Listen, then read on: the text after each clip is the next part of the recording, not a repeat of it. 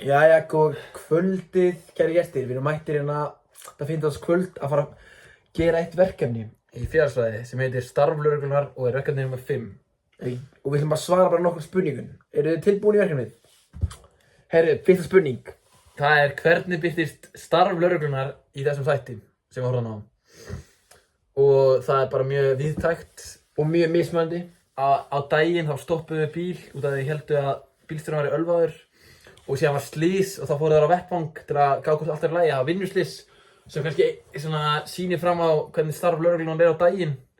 Og síðan þegar kvölda til kom þá var áfengi og fíkniefni meira í spilinu, fólk ölvað, slagsmál og allskyns. Þannig að það var bara birtist okkur í mörgum myndum sko. Þetta fór bara alfarið eftir vöktunum og já, en við vorum nú bara að fylgja með lögreglunni í höfuðborgarsvæðinu sko, þannig að þetta var allt í City of Danger, þannig já. Þannig birtist þetta starf lögreglar í þessum þætti, í þessu klukkutíma þætti sem við horfum á. Er þetta of langt? Jæja, þá var það spurning 2 og það er Bjarni. Hver eru helstu verkefnin sem þau fást við? Hvað virðast vera helstu afbrotin sem almenna lögreglan er að fást við? Almenna lögreglan? Og ekki bara á dagvaktinni þá er það bara að fylgjast með umferðinni, bara umferðarbrota lög. Hraðakstur og allskyns bara.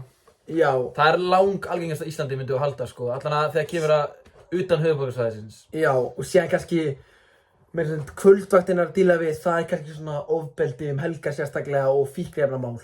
Já, það ætti að vera algengast og líka bara með við vídeóið sem við sáum. Já, samkvæmt vídeóinu þá fáum við þá mynda að það er mikið af ölvunarakstri og kannski ofbeldi og þegar fólk er að skemmta sér niður í bæ. Þannig við myndum telja að það væri það sko, okkar persónulega mat. Þá er það spurning númer 3. Og hver hún hljómar svo. Hverjar telur þú vera helstu áskoranir lögreglunnar í daglegu starfi?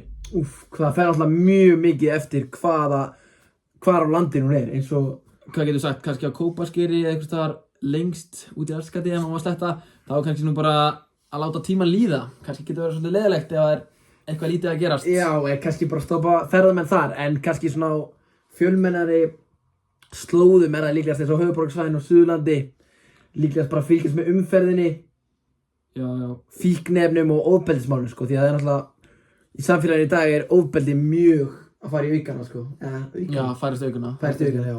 En kannski svona helstu áskoranir erfiðast, það er örugglega heimilisofbeldi. Og þegar börn er inn í spilinu sko, það er mjög erfitt að koma eins og hann talaði með vídeónu sko, þá að þegar börn eru í spilinu sko, þá er það mjög erfitt fyrir lögreglumenn að koma að vettvangi. Og kannski líka ljót sjálfsmorð, það er kannski mjög erfið áskorun fyrir lögreglufólk og getur tekið langa tíma að jafna sig sko. Eða morð bara. Eða morð sko. En já, við teljum að erfiðastu sé þegar börn eru í spilinu, sjálfsmorð og ljót morð. Þá er það spurning 4 Bjarni, og hver er hún? Hver eru helstu hlutverk lögreglunnar í samfélaginu? Við vorum nú eiginlega búin að svara því með hraða. Já, við vorum búin að fjalla mikið og ítarlega það, og síðan telur þú að það þurfa að auka eða minnka löggæslu í landinu, af hverju og rökstyðja? Við erum bara að ræða saman málin og við komumst að þeirri niðurstöðu að okkur finnst að það ætti að auka löggæsluna. Já, bara glæpatíðnin, sko, hún er bara að hraðri uppleið. Því miður, það er bara þannig, við erum bara glæpagengi í Reykjavík sem svífast einskis. Já, og bara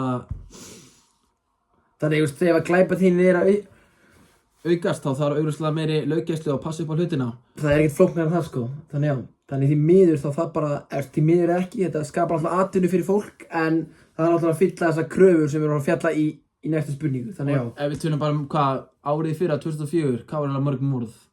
6 morð, ég held að eitthvað þannig. Eitthvað slíkt að, já, þannig við höldum að það er að auka það sko. Já, því miður er okkar saklausa Ísland að færast yfir í glæpaöfga. Miðað við síðustu ár, sérstaklega árið í fyrra sem var alltaf bara hræðilegt. Og þá var það síðasta spurningin, spurning nr. 5 Bjarni. Hvernig verður maður lögreglumaður á Íslandi segja frá náminu og ferlinu og bara hvernig það er?